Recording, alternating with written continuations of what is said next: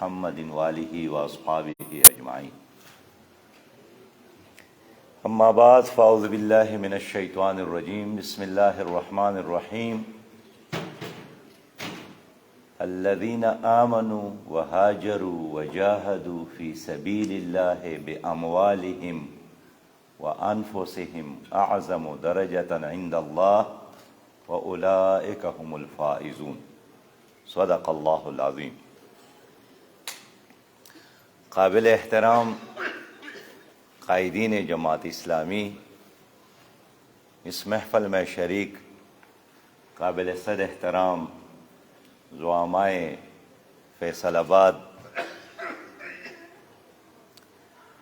میں محبوب الزمان بٹ صاحب اور ان کی ٹیم کا شکر گزار ہوں کہ مجھے ان لوگوں کے مجلس میں اور محفل میں آنے کا موقع دیا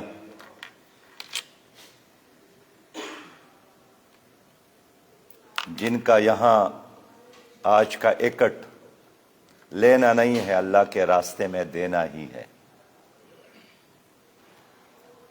اور یہ آپ لوگوں پر بھی اللہ کی مہربانی ہے کہ اتنے کروڑوں ہزاروں اور لاکھوں میں سے اسلامی تحریک کی یہاں کی قیادت نے آپ لوگوں کا انتخاب کیا ہے۔ لوگ تو اور بھی بہت سارے ہیں،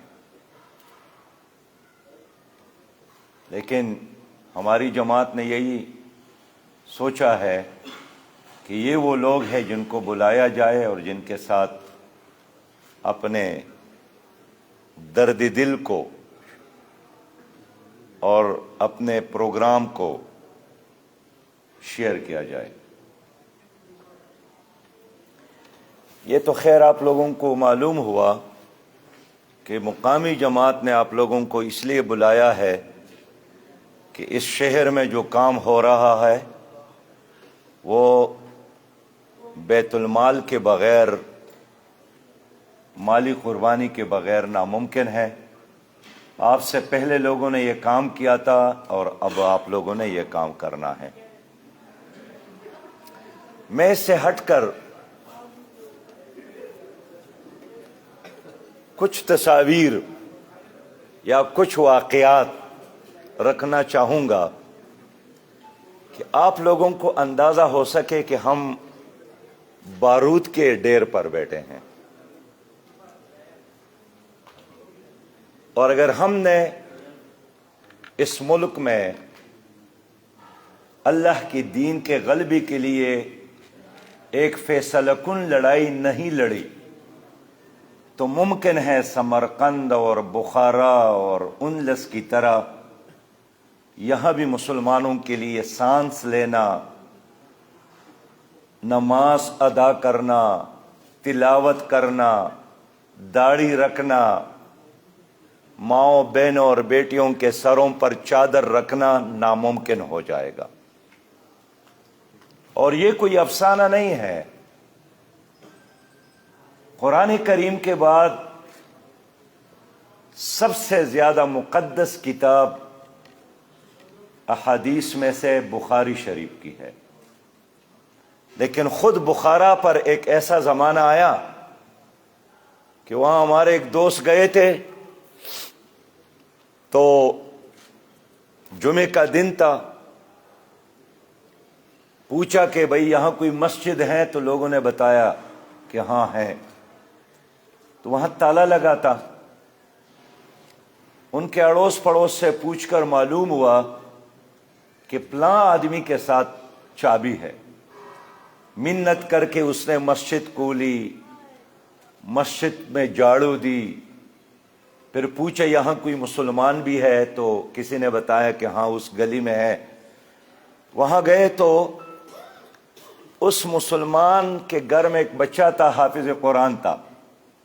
اس نے کہا میں حافظ قرآن ہوں۔ تو اس کے پاکٹ میں پاکٹ سائز قرآن مجید تھا، اس نے آگے رکھا کہ چلو یہ پڑھ لو، تلاوت کرو، یہ تلاوت کرو، یہ صفحہ پڑھو، یہ صفحہ پڑھو۔ الف سے لے کر الناس تک کوئی صفحہ وہ نہیں اٹھا سکے۔ اس بچے نے کہا کہ میں نے تو یہ کتاب پہلی بار دیکھا ہے، اس لیے کہ قرآن کریم یہاں ہے ہی نہیں، تو پھر قرآن کیسے یاد کیا ہے؟ تو انہوں نے کہا یہاں ایک آدمی ہے، وہ ٹیلر ماسٹر ہے، اور ٹیلرنگ یعنی سیکھنے کے بہانے انہوں نے بچوں کو بلایا اور 1-2 سال میں اس کو ٹیلرنگ بھی سکھائی، اور ٹیلرنگ کے بہانے آہستہ آہستہ اس نے سارا قرآن ان کو حفظ کروایا۔ تو اس لیے پہلی بار میں نے یہ قرآن دیکھا جس پر میں نے ایمان بھی لایا اور جس کو میں نے دیکھ لیا۔ یہ سمرقند کی بات، یہ بخارا کی بات، یہ اندلس کی بات، جہاں طارق ابن زیاد کس طرح داخل ہو گئے، راڈرک کو شکست دی، 700 سال مسلمانوں کی حکومت رہی، اور پھر وہ دن آیا کہ ابو عبداللہ نے غرناطہ چھوڑا، شہر سے باہر نکلے، رونے دھونے کی آواز سنی، پوچھا یہ کیا آوازیں سن رہا ہوں؟ نوکر نے بتایا کہ یہ ماؤں بہنوں اور بیٹیوں کی چیخ اور پکار ہے، عیسائی افواج نے گلیوں سے پکڑ کر گھروں سے گھسیٹ کر اپنے خیموں میں لینا شروع کیا ہے، یہ ان کی فریاد ہے۔ وہ رو پڑے تو ان کی ماں عائشہ نے اس کو کان سے پکڑ کر ان کا کان مروڑا کہ میرے بے غیرت بچے جس شہر کو شہروں کی طرح نہیں بچا سکے، اب خواتین کی طرح رو کر آپ اس شہر کو نہیں بچا سکتے۔ اور غرناطہ ڈوب گیا، اور قرطبہ مسجد ہے، اس میں صلیب کا نشان لگایا گیا، مساجد استبل بنائے گئے، لائبریریاں جلائے گئے، مسلمان علماء کو مسجد میں جمع کر کے ان کی سروں کی مینار بنائے گئے۔ بخدا یہ لوگ ہم سے زیادہ خوبصورت تھے، یہ ہم سے زیادہ جسمانی پہلوان تھے، یہ ہم سے زیادہ خوشحال تھے، لیکن ان لوگوں نے دین کی حفاظت نہیں کی، اور اللہ تعالیٰ نے پھر ان کو سزا دی۔ کیا بابری مسجد کسی مسلمان بادشاہ نے نہیں بنایا؟ اور آپ نے وہ تصویر نہیں دیکھی کہ چاروں طرف سے ہندو نے یرغول کیا ہے اور اس کو، اس کی گنبد کو اور اس کی مینار کو مٹانے اور گرانے کی کوشش میں ہے، اور بیانیہ بی جے پی کا یہی ہے کہ یہاں جو لاکھوں مساجد ہیں ان سب کو ہم نے مندر بنانا ہے، اس لیے کہ یہ مندروں کے اوپر تعمیر کی گئی ہے۔ تو قوموں کی تباہی اور بربادی میں دیر نہیں لگتی اگر وہ اپنے ماضی سے رشتہ کاٹے، اگر وہ زندگی کے نصب العین سے بیگانہ ہو جائے۔ تو میں اس لیے عرض کرنا چاہتا ہوں کہ میرے بہت ہی پیارے بھائیوں، 4 دن قبل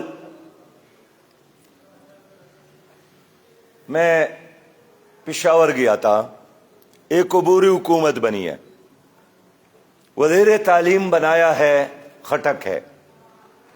ان کے بارے میں عام لوگوں کو معلوم ہوا کہ سعودی عرب میں اس نے فراڈ کیا، اور جب وہاں کی حکومت نے مطالبہ کیا کہ اس کو واپس بھیجیں، بھاگ کے آیا تھا، تو اس نے یہاں ایک ڈیتھ سرٹیفکیٹ بنا کر اور اپنی قبر کی تصویر بنا کر ان کو بھیجا، اور ان کی عدالت میں پیش کیا کہ یہ آدمی تو مرا ہے۔ اب یہ فراڈیا پاکستان میں ہمارا وزیر تعلیم ہے، یہ آپ کی بچوں کی تربیت کرے گا، اور یہ 1-2 کی بات نہیں ہے۔ دوسرا آدمی وزیر بنا تو اس کے بارے میں معلوم ہے کہ یہ تو باقاعدہ سرکاری ملازم ہے۔ تیسرے آدمی ہے، اس کے بارے میں معلوم ہوا کہ اتنے کروڑ روپیہ دے کر یہ دیکھ کے چند چاول ہے، ورنہ پورا دیگ ایسی ہی ہے۔ ہمارے سینٹ میں صحیح بات یہ ہے کہ بعض واقعات بیان کرتے ہوئے شرم آتی ہے کہ ایک خاتون کو ایک ممبر نے بہن کہا سسٹر میری بات سنو، اس نے جس غصے سے ان کو جواب دیا کہ آپ مجھے مذہبی طور پر پریشرائز کرنا چاہتے ہیں، مجھے یار کہو، مجھے دوست کہو، مجھے فرینڈ کہو، یہ امی کہنا اور سسٹر کہنا اور خالہ کہنا، یہ آپ میری توہین کرتے ہیں۔ قومی اسمبلی کے ممبر نے قومی اسمبلی میں کوشچن کیا اسپیکر سے کہ جب میں ہاسٹل سے نکلتا ہوں تو ہمارے کمروں کے باہر شراب کے بوتلیں ہوتی ہیں، تو یہ تو مسلمانوں کا ایوان ہے، مسلمان وہاں پہ رہتے ہیں، ذرا اس کی تحقیق کر لے۔ اور یہ ایک دو کی بات نہیں ہے، صحیح بات یہ ہے کہ ان محفلوں میں وہ آدمی اجنبی اپنے آپ کو محسوس کرتا ہے جو شراب کا عادی نہ ہو۔ اب آج سے 5 دن قبل آپ کے ایک یونیورسٹی میں، کامسیٹ یونیورسٹی کے کیمپس کے پرچے میں ایک پیراگراف دیا گیا کہ اگر ایک بھائی اور بہن گھر سے نکلتے ہیں اور چلتے چلتے سمندر کی کنارے رات گزارتے ہیں اور رات کو دونوں مرضی سے فیصلہ کرتے ہیں کہ آج کی رات میں نے شوہر اور بیوی کی طرح گزارنا ہے، اور صبح یہ دونوں حشاش بشاش ہو، تو آپ اس پر ایک نوٹ رکھے۔ میں سمجھتا ہوں یہ ایک مسلمان، اسلام آباد مسلمانوں کا دارالخلافہ ہیڈ کوارٹر کی بات کرتا ہوں، 9 کلاس کی بچی کو پرچہ دیا گیا کہ کیا آپ خواب دیکھتے ہیں، آپ کا کوئی گرل فرینڈ ہے، آپ کے محسوسات کیا ہوتے ہیں۔ اس لیے میں سمجھتا ہوں کہ اس معاشرے کو اگر آپ نے بچانا ہے اور آئندہ نسلوں کے لیے ایک اسلامی پاکستان امانت کی طور پر اس کی حفاظت کرنا ہے، تو جماعت اسلامی کے علاوہ اور کوئی راستہ نہیں ہے، جو ہر برائی کے راستے میں رکاوٹ ہے، ہر باطل کو چیلنج کرنے والی جماعت ہے۔ اللہ کا احسان ہے کہ آپ لوگ جماعت اسلامی کا دست و بازو ہے۔ بس میرے بہت ہی محترم بھائیوں، یہ جو دنیا ہے اس وقت، شاید کوئی برائی ایسی ہو جو پہلی تھی اور اب نہیں ہے۔ ہمارے برطانیہ کے دوست آ گئے، وہاں اسلامی تحریک کے سربراہ ایک ڈاکٹر ہے، اس نے بتایا کہ اب مسئلہ یہ پیدا ہوا ہے ہمارے اپنے مساجد میں کہ مسلمان 2 لڑکے آتے ہیں اور کہتے ہیں کہ ہم جنس پرستی پر ایمان رکھتے ہیں، یقین رکھتے ہیں، اور لڑکا لڑکے کے ساتھ شادی کرنے پر راضی ہیں، تو مولوی صاحب آپ ہمارا نکاح باندھ دیں۔ اب اگر انکار کرتا ہے تو برطانیہ کے قانون ہے، اگر انکار نہیں کرتا ہے تو اللہ رب کریم کا بھی ایک قانون ہے۔ 10,000 نوجوانوں نے، 10,000 لوگوں نے حکومت کو درخواست دی ہے کہ ہمیں کتا ڈکلیئر کیا جائے، ہمیں بلی ڈکلیئر کیا جائے، ہم ہیومن پپیز ہے، یہ میرا حق ہے، مجھے کپڑے نہ پہنایا جائے، مجھے کپڑے پہنے پر مجبور نہ کیا جائے۔ ہمارے اس ڈاکٹر نے کہا کہ میں ایک آدمی کے علاج کے لیے گیا، 70 سال کا تھا، دوسرا بھی ایک 70 سال کا بوڑھا موجود تھا، دونوں نے کہا کہ ہم 30 سالوں سے اکٹھا رہتے ہیں اور ہم نے آپس میں نکاح کیا ہے۔ میرے دوستو، نبی مہربان صلی اللہ علیہ وسلم عربوں کے لیے نہیں ہے، اللہ کے رسول ساری انسانیت کے لیے ہے۔ لا نبی بعدی، میرے بعد کسی نبی نے آنا نہیں ہے، ولا امت بعدکم، اور آپ کے بعد اس امت کے بعد کوئی اور امت آنے والی نہیں ہے۔ یہ ساری ذمہ داری اور میری اور آپ کی ہے۔ تو ہمارے لیے نمونہ کون ہے؟ لقد کان لکم فی رسول اللہ اسوۃ حسنہ۔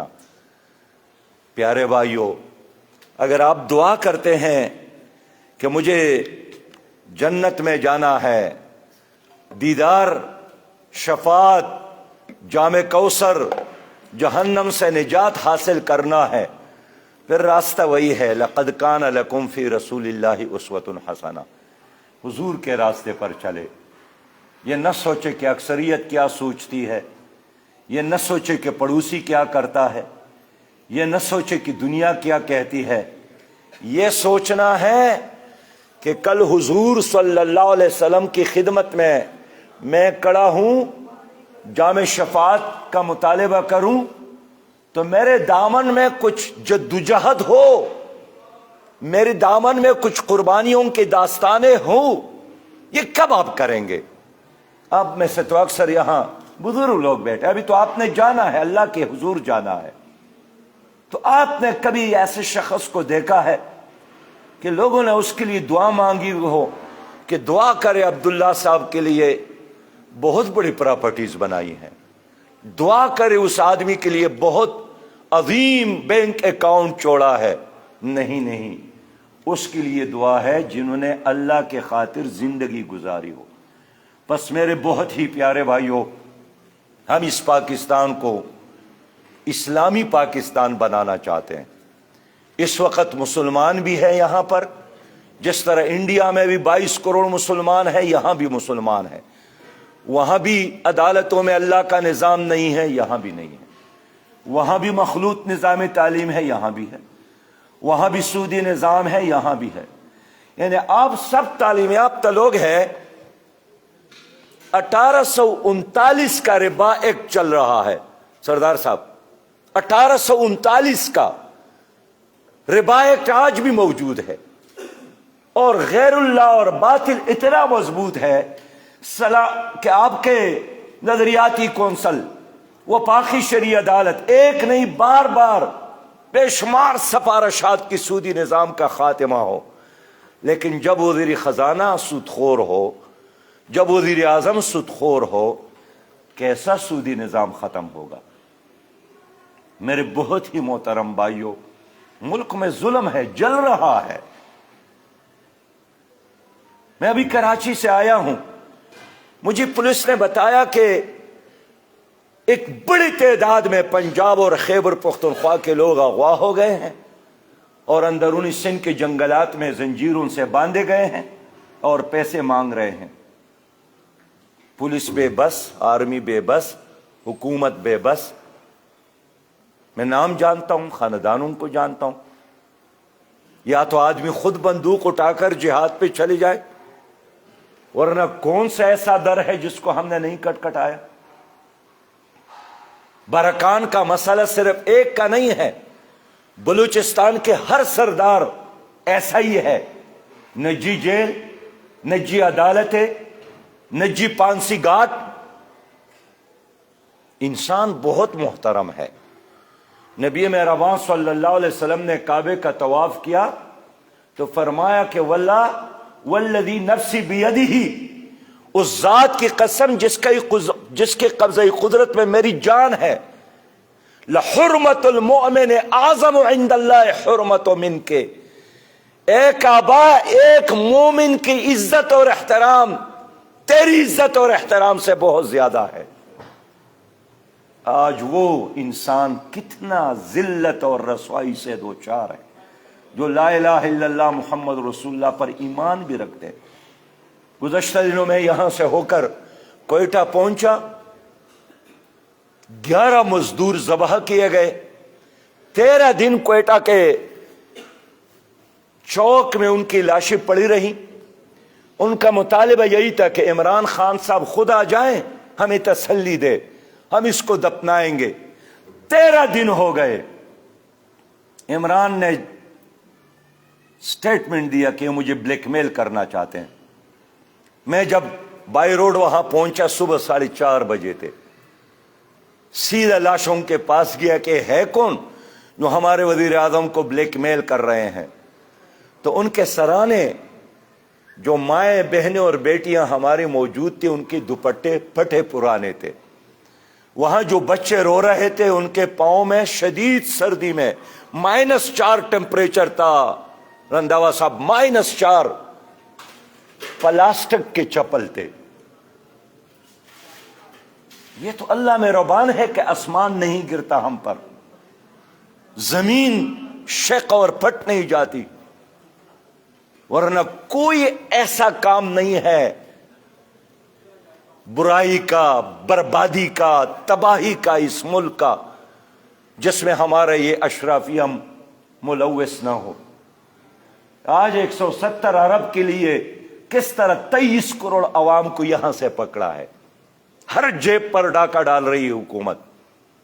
لیکن اگر ایک ہاشوانی کے ساتھ، اگر ایک جنرل راحیل اور جنرل باجوہ، نواز شریف، شہباز شریف، عمران خان، جناب زرداری، بلاول بھٹو صاحب، 4000 اثاثے، ذاتی اثاثے جو ڈکلیئر کیے ہیں، جو الیکشن کمیشن کے ویب سائٹ پر موجود ہے، یعنی کیا مشکل ہے ایک آدمی سے خدا کی قسم بات کرے کہ بھئی یہ 170 ارب دے دے، لیکن چونکہ وہ اشرافیہ ہے، حکومت بنانے اور ختم کرنے میں ان کے ہاتھ ہوتے ہیں۔ جس وقت چاہیے اشرافیہ یہاں آٹا نایاب کرے، چینی سٹور کرے، کات کو سٹور کرے اور پوری قوم کو رونے دھونے پر مجبور کرے۔ جس وقت آدھی رات بھی یہ فیصلہ کرتے ہیں تو یہ ہو جاتا ہے۔ ہمارا ملک پاکستان، اللہ کی قرآن کریم ہمارے ساتھ، نبی مہربان کی شریعت ہمارے ساتھ، 1000 سال ایک خوبصورت تاریخ ہمارے ساتھ، 1000 کلومیٹر ساحل ہمارے ساتھ، زمرد کے کانے ہمارے ساتھ، بلیک گولڈ اور گرین گولڈ اور ریڈ گولڈ ہمارے ساتھ، 5 دریائیں ہمارے ساتھ، خوبصورت موسم ہمارے ساتھ، گلگت اور چترال اور ہمارے سوات جیسے خوبصورت سوئٹزرلینڈ کیا ہے ہمارے ساتھ، تو سینکڑوں سوئٹزرلینڈ کی طرح خوبصورت جگہ ہمارے ساتھ، 65% زبردست ذہین فتین پرجوش نوجوان ہمارے ساتھ، 80 ملین ایکڑ زمین ہمارے ساتھ۔ اس سب کچھ کے باوجود آٹے کے لیے ہماری مائیں، بہنیں اور بیٹیاں ٹرکوں کے پیچھے شناختی کارڈ ہاتھ میں لیے دوڑ رہی ہیں۔ انسان نے چاند پر قدم رکھا، انسان مریخ کی طرف جا رہا ہے، اور ہم آلو اور ٹماٹر کے لیے رو رہے ہیں۔ کن کی وجہ سے؟ میرے پیارے بھائیوں، ان لوگوں کی وجہ سے جن کا مقابلہ ہم کر رہے ہیں۔ یہ ہمارے نہیں ہیں، یہ دشمن کے ایجنٹ ہے۔ پہلے زمانے کا جنگ یہی ہوتا تھا کہ ایک ملک اپنی لشکر، فوج اور اسلحے کو اٹھا کر ایک دوسرے ملک پر حملہ آور ہوتا تھا۔ آج کا طریقہ یہی ہے کہ ایک قوم کی تجارت کو تباہ کرے، ایک قوم کی معیشت کو تباہ کرے، اور ایک قوم پر اپنے ایجنٹ مسلط کرے۔ لڑنے کی ضرورت نہیں ہے، خون بہانے کی ضرورت نہیں ہے، خرچ کرنے کی ضرورت نہیں ہے۔ بڑے آسانی کے ساتھ انہوں نے ہمیں دوبارہ قابو کیا۔ ایسٹ انڈیا کا ایک تسلسل ہے۔ لہذا یہ جو کچھ بھی ہم کر رہے ہیں یہ جہاد ہے۔ یہ بدر، احد اور حنین کا معرکہ نہیں ہے آج، لیکن انہی مقاصد کے خاطر اسی طرح ایک مقدس جہاد ہے۔ بس میں نے یہ بات اس لیے کی کہ آپ لوگ اس میں مال سے بھی زیادہ مطالبہ میں کرتا ہوں کہ جتنے زندگی کے لمحات باقی ہے، جتنی زندگی کے لمحات آپ کے ساتھ، تو اللہ کے حضور جانے سے قبل جتنا بھی لمحے ہیں وہ سب کے سب اس راستے میں خرچ کر لے۔ اگر اللہ نے ہماری جدوجہد کو اس دنیا میں برابر کرنے کا فیصلہ کیا ہے فَهُوَ الْمُرَادُ وَأُخْرَى تُحِبُّونَهَا نصر من اللہ و فتح قریب، ورنہ اللہ تعالیٰ آخرت میں ضائع کرنے والا نہیں ہے، کسی کا اجر ضائع کرنے والا نہیں ہے۔ تو میں امید رکھتا ہوں یہ جو محبوب زمان صاحب نے رپورٹ پیش کی، مجھے خدا گواہ بڑی مایوسی ہو گئی کہ ہم 15 لاکھ خرچ کرتے ہیں دعوت پر اور 15 لاکھ خرچ کرتے ہیں۔ یہ تو ایک آدمی کا کام ہے، اتنے بڑے بڑے لوگ موجود ہیں۔ میرا تو خیال تھا کہ شاید آپ کروڑوں میں جائیں گے، کتنے کروڑ خرچ کرتے ہیں، اتنے کروڑ اس پہ خرچ کرتے ہیں۔ یہ تو ایک گھر کا کام ہے جو آپ پیش کرتے ہیں، لیکن اس پہ تو محبوب بھائی ذمہ دار نہیں، ہم سب ذمہ دار ہیں۔ اس لیے لوگوں، جتنا آپ کے ساتھ اللہ کا دیا ہوا مال ہے، یہ امانت ہے، یہ آپ کی نہیں ہے۔